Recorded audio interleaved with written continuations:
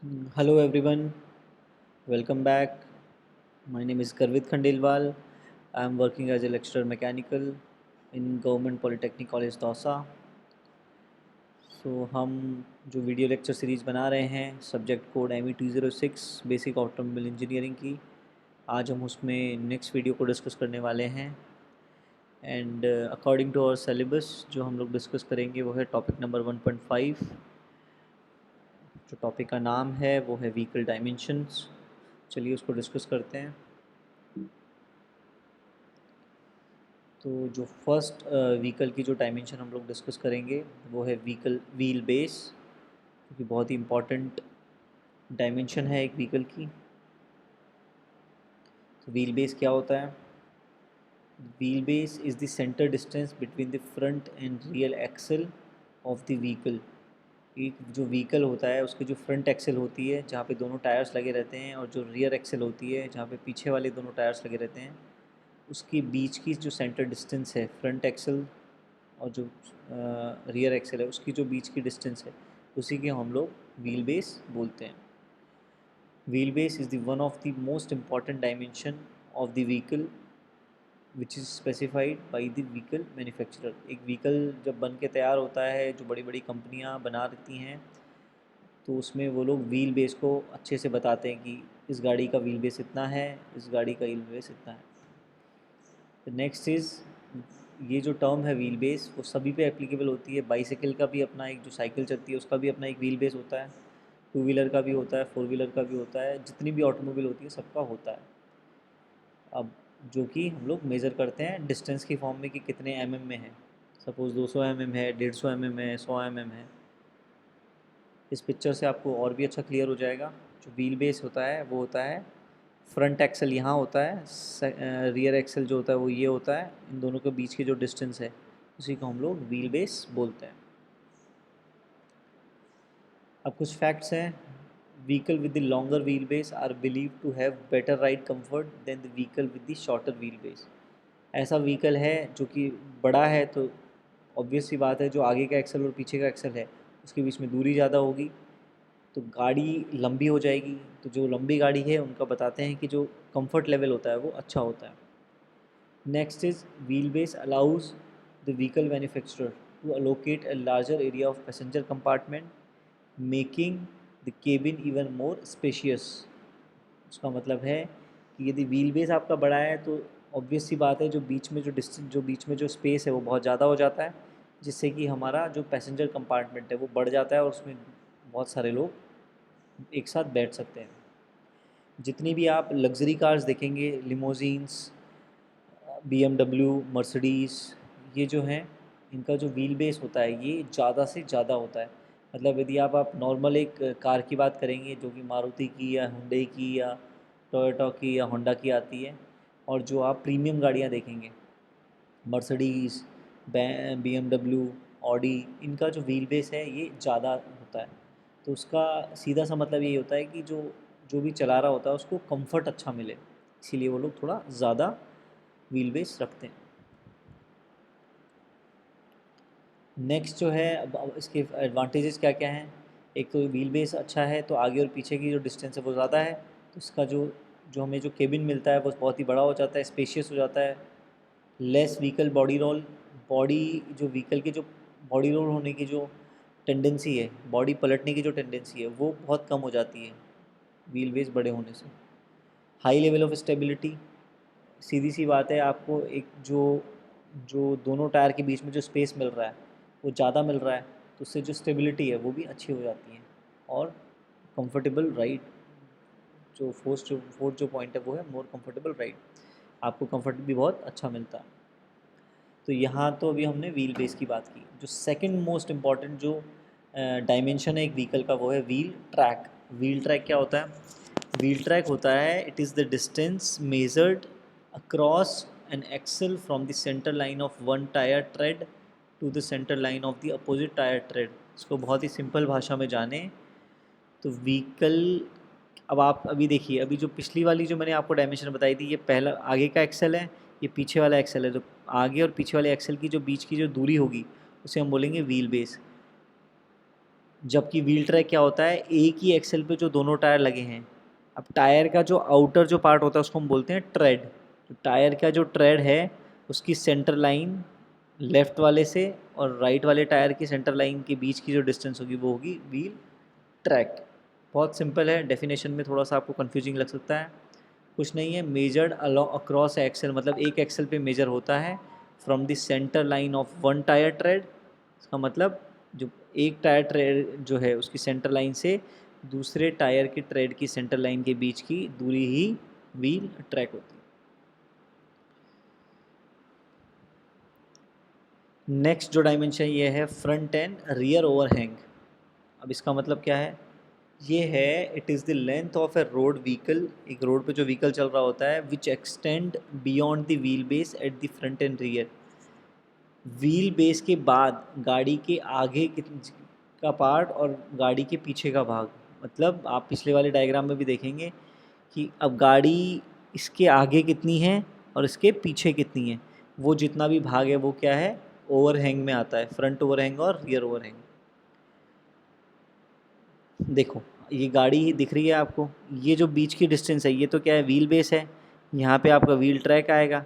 But जो ये है, जो एक टायर के जो फ्रंट जो एक्सेल है इससे जो आगे का पार्ट निकला हुआ है और रियर एक्सेल के पीछे का जो भाग है उसी को हम लोग ओवरहैंग बोलते हैं। जो आपको ए और बी में दिखाया गया है, ए क्या है, ए इज़ फ्रंट ओवरहैंग और बी क्या है, बी है rear overhang. The longer the front overhang, the smallest is the approach angle, and thus the lesser the car ability to climb or descend steep ramps without damaging the front bumpers। इसका मतलब बहुत easy है, मैं आपको clear समझाता हूँ। यदि आप ज़्यादा इसका ओवरहैंग कर देंगे ना तो गाड़ी को चढ़ने में, किसी चढ़ाई में चढ़ने में और उतरने में, ढलान में उतरने में दिक्कत आती है। इसलिए इसको भी जब एक गाड़ी को बनाया जाता है, डिज़ाइन किया जाता है, तो ध्यान में रखा जाता है कि इसका फ्रंट ओवरहैंग कितना देना है। नेक्स्ट इज़ इसके क्या क्या फ़ायदे क्या हैं, ये देखिए आप। Large front overhang can accommodate larger engine. सीधी सी बात है, यदि हम ओवरहैंग इसकी दूरी यहाँ से बढ़ा देंगे, यदि सपोज ए को आप इतना कर देंगे तो आगे आपको ज़्यादा स्पेस मिल जाएगा, तो ज़्यादा स्पेस में आप ज़्यादा बड़ा इंजन रख सकते हैं। उसके फ़ायदे क्या हैं, आपको जो गाड़ी में जो पावर है, BHP जिसको बोलेंगे, वो बहुत अच्छा मिलता है। नेक्स्ट है large overhang also contribute to safety due to increased bulk as well as the space for crumple zone that provides defense for passengers in frontal and rear collisions। इसका मतलब ये है कि ये आपको एक सेफ जोन भी प्रोवाइड करता है। यदि गाड़ी में फ्रंट ओवरहैंग ज़्यादा होगा तो यदि कोई कोलिजन होता है, कोई टक्कर लगती है, तो यहीं पे डैमेज होगा, सीधे पैसेंजर पे नहीं आएगा। जैसे आप देखेंगे कि एक मारुति की वैन आती है जिसमें आगे और पीछे ओवरहैंग बहुत कम होता है, और एक मारुति की आप कोई भी ले लो, आप सिडान गाड़ी ले लो, सियाज ले लो या पुरानी वाली स्विफ्ट डिज़ायर ले लो, इसमें आगे और पीछे, पीछे डिग्गी भी होती थी और आगे भी जगह इंजन होता था, तो उसमें कुछ ना कुछ ओवरहैंग होता था। तो यदि दोनों गाड़ियों में हम कोलिजन की बात करें, कहीं टक्कर लगती है, तो सीधी सी बात है कि अब टक्कर कितनी डेंजरस है वो देखना पड़ेगा। लेकिन यदि हम दोनों गाड़ियों में कंपेयर करें, वैन में और डिज़ायर में, वैन है उसको बहुत ज़्यादा नुकसान होगा और डिज़ायर को काफ़ी कम नुकसान होगा। अब इसके डिसएडवांटेज का क्या है, अब देखो आपने आगे और पीछे ओवरहैंग तो लगा दिया, लेकिन उसकी वजह से कितना पैसा लग गया, क्योंकि जगह ऐसे ही नहीं बनेगी, उसके अंदर आपको बड़ा इंजन लगाओगे तो वेट ज़्यादा हो गया एक तो, और उससे वेट ज़्यादा हो गया, और उससे क्या हो गया, जो व्हील बेस है वो भी ज़्यादा हो गया, जिससे कि क्या होगा, वेट ज़्यादा हो जाएगा तो जो उसमें, मतलब इसमें यही है कि आपका गाड़ी का वेट ज़्यादा हो गया और हाई स्पीड पे जब आप कॉर्नरिंग करते हैं उसमें भी दिक्कत आती है। जो नेक्स्ट डिसएडवांटेज है वो है long rear overhang would require driver to pay attention to nearby vehicles while turning at 90 degree. मतलब इसका मतलब ये है कि जब गाड़ी में यदि रियर ओवरहैंग ज़्यादा हो जाएगा और जब गाड़ी टर्न करेगी तो पहिया तो यहीं से घूम जाएगा और ये जो पार्ट है ये फ्री रहता है, तो ड्राइवर को बड़ी प्रॉब्लम होती है इस पार्ट को आइडेंटिफाई करने में कि पीछे के व्हीकल इससे कोलिजन ना कर जाए। जब गाड़ी 90 डिग्री पर टर्न करेगा तो टायर तो ऐसे घूम जाएगा और ये जो पोर्शन है ये ऐसे टर्न करेगा, तो इसलिए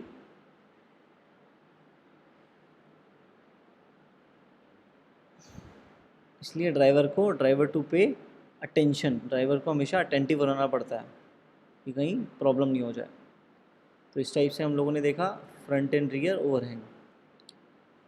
नेक्स्ट एक जो व्हीकल डायमेंशन में आता है ओवरऑल डायमेंशन, उसका मतलब यही है कि लेंथ कितनी है व्हीकल की, विड्थ कितनी है व्हीकल की, हाइट कितनी है व्हीकल की। अब डायग्राम में भी देख लो, एक जैसे गाड़ी है तो गाड़ी की लेंथ कितनी है 4694 mm है, गाड़ी की हाइट कितनी है 1443 mm है, गाड़ी की विड्थ कितनी है 1933 mm है। इस टाइप से जो आती हैं ये गाड़ी की डायमेंशंस में कवर होता है, इसी को हम ओवरऑल डायमेंशन बोलते हैं। नेक्स्ट जो बहुत इंपॉर्टेंट व्हीकल डायमेंशन है वो है मिनिमम टर्निंग रेडियस। अब ये मिनिमम टर्निंग रेडियस क्या होता है? मिनिमम टर्निंग रेडियस होता है वो रेडियस जिस मतलब वो कम से कम रेडियस जिस पे कि एक व्हीकल है वो पूरा यू टर्न ले ले।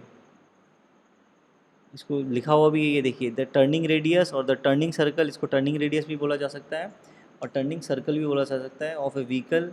टर्निंग रेडियस और टर्निंग सर्कल व्हीकल की वो चीज़ होती है, is the radius of the smallest circle turn. एक यू टर्न लेना है, एक स्मॉलेस्ट सर्कल बनाना है, तो उसमें वो मिनिमम रेडियस क्या होगी that the vehicle is capable of making. एक व्हीकल एक स्मॉलेस्ट एक यू टर्न ले ले उस कम से कम रेडियस पर। आगे डायग्राम में आपको बहुत अच्छे से क्लियर हो जाएगा। देखिए, वो स्मॉलेस्ट सर्कल जिसमें कि गाड़ी ऐसे चले ऐसे चले ऐसे चले और ऐसे सीधे घूम जाए, यू टर्न ले ले गाड़ी ऐसे पूरा घूम जाए, तो जो जो सर्कल होगी वो क्या होगी सर्कल? आप देखिए, जो उसकी इनर रेडियस क्या है 3.5 मीटर है और आउटर रेडियस कितनी है 6 मीटर है। मतलब जो गाड़ी की जो विड्थ कितनी हुई और गाड़ी की जो लेन, जो इस लेन में जिस लेन में गाड़ी घूमी है वो कितनी हुई 2.50 मीटर। तो वो मिनिमम रेडियस जिससे कि गाड़ी आराम से यू टर्न ले ले। नेक्स्ट जो इम्पोर्टेंट व्हीकल डायमेंशन है वो है ग्राउंड क्लियरेंस। सबको पता भी हुआ ग्राउंड क्लियरेंस क्या होता है, मैं और आपको एक बार डायग्राम से दिखा देता हूँ। ये देखिए, व्हीकल है, व्हीकल की बॉडी है, ये आपका एक्सल लगा हुआ है, चेसी है जिस पे कि सारी चीज़ें लगी हुई हैं, लेकिन गाड़ी का जो लास्ट बॉटम जो पार्ट है, बॉटम जो कोई चीज़ है उससे उससे रोड के बीच के डिस्टेंस, और इसको टेक्निकली बोलें तो टायर है, जो दोनों टायर है उसके बिल्कुल बॉटम और गाड़ी के जो आपका चेसी है उसके जो बिल्कुल नीचे नीचे का जो पार्ट है उसके बीच की डिस्टेंस को ही हम लोग ग्राउंड क्लियरेंस बोलते हैं।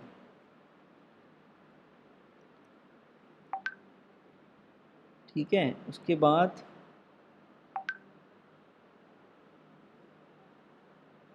क्या आता है? देखो, ग्राउंड क्लियरेंस क्या है? Ground clearance is the amount of space between base of an automobile tyre and lowest point, or more properly to the shortest between a flat level surface or the lowest point of a vehicle other than those part designed to contact the ground।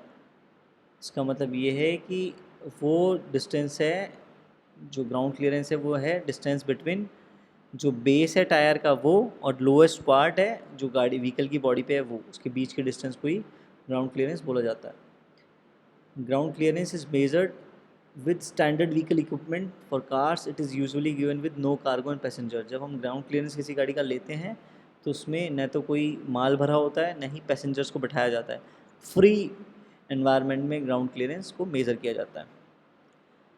अब higher height ride height and ground clearance means that the wheel have vertical rooms to travel and absorb road shocks. यदि किसी गाड़ी में higher ground clearance रखेंगे तो गाड़ी, यदि आपके रोड पे कितने भी आपके हर्डल्स हों, कोई कोई आपके कोई कहीं पे पत्थर लगे हों या गड्ढा हो, तो उसमें भी गाड़ी आराम से जो रोड पे जो वाइब्रेशंस और शॉक्स हैं उसको अब्जॉर्ब कर लेगी। तो आप देखेंगे कि जितने भी पहाड़ों पे गाड़ियाँ चलती हैं, तो बोलेरो और उससे भी बड़ी गाड़ियाँ जो चलती हैं उसमें अच्छा खासा ग्राउंड क्लियरेंस रहता है, और जो हाईवेज़ पे चलती हैं, फॉरेन्स पे चलती हैं, वो देखेंगे आप उसमें बहुत कम ग्राउंड क्लियरेंस होता है। For a higher ride height, the center of mass of the car is higher, which makes the less precise and more dangerous handling characteristics। इसका मतलब सीधा सा ये है कि गाड़ी जिसका हायर ग्राउंड क्लियरेंस होता है उसका हायर ग्राउंड क्लियरेंस होता है क्योंकि गाड़ी की बॉडी ऊपर होती है, तो जो सेंटर ऑफ मास है वो भी थोड़ा सा ऊपर होगा, जिससे कि गाड़ी की जो हैंडलिंग होती है वो थोड़ी सी डिफ़िकल्ट हो जाती है। ठीक है। और इसीलिए आप देखेंगे कि जितनी बड़ी बड़ी कंफर्ट वाली गाड़ियाँ आती है उनकी वो गाड़ियाँ बहुत रोड से चिपक के चलती हैं। चिपकने का मतलब है कि उसमें ग्राउंड क्लियरेंस है वो बहुत कम होता है। आप जितने भी स्पोर्ट्स रेसिंग कार्स देखेंगे वो भी बहुत ही कम ग्राउंड क्लियरेंस की होती है, क्योंकि उसमें सेंटर ऑफ मास बहुत नीचे आ जाता है, गाड़ी की स्टेबिलिटी बढ़ जाती है और गाड़ी में की जो हैंडलिंग है, जो ड्राइवर उसको चलाता है लेफ़्ट और राइट टर्न लेता है वो भी बहुत ईजी हो जाता है। अब आप देखेंगे ओवरऑल व्यू। हम लोगों ने अभी सारे व्हीकल डायमेंशंस डिस्कस कर लिए, एक एक को मैं फिर से बता देता हूँ। आप देखेंगे wheel base first of all. तो व्हील बेस क्या है? व्हील बेस क्या है? फ्रंट एक्सल और रियर एक्सल के बीच की डिस्टेंस। फिर आप देखेंगे फ्रंट ओवरहैंग। आप देखेंगे वियर बेल के जस्ट बाद अब जो फ्रंट एक्सल है उसके आगे का जितना भी पार्ट है वो फ्रंट ओवरहैंग में काउंट हो जाएगा, और रियर एक्सल के पीछे का जितना भी पार्ट है वो रियर ओवरहैंग में काउंट हो जाएगा। ठीक है। ग्राउंड क्लियरेंस की यदि मैं बात करूँ तो आप ग्राउंड क्लियरेंस देखेंगे, यहाँ से जो व्हील का बेस है उसकी ये लाइन है, और गाड़ी का की बॉडी का जो लोएस्ट पॉइंट है उसके बीच की डिस्टेंस ही ग्राउंड क्लियरेंस होता है। इसके अलावा मैंने आपको बताया था डायमेंशंस। आप हाइट ले लें, गाड़ी की लेंथ और विड्थ, वो गाड़ी की ओवरऑल डायमेंशन हो जाएगी। और टर्निंग रेडियस, वो रेडियस जिससे कि गाड़ी आराम से यू टर्न ले ले। आई होप आपको अच्छे से क्लियर हो गया होगा। Thank you so much everyone.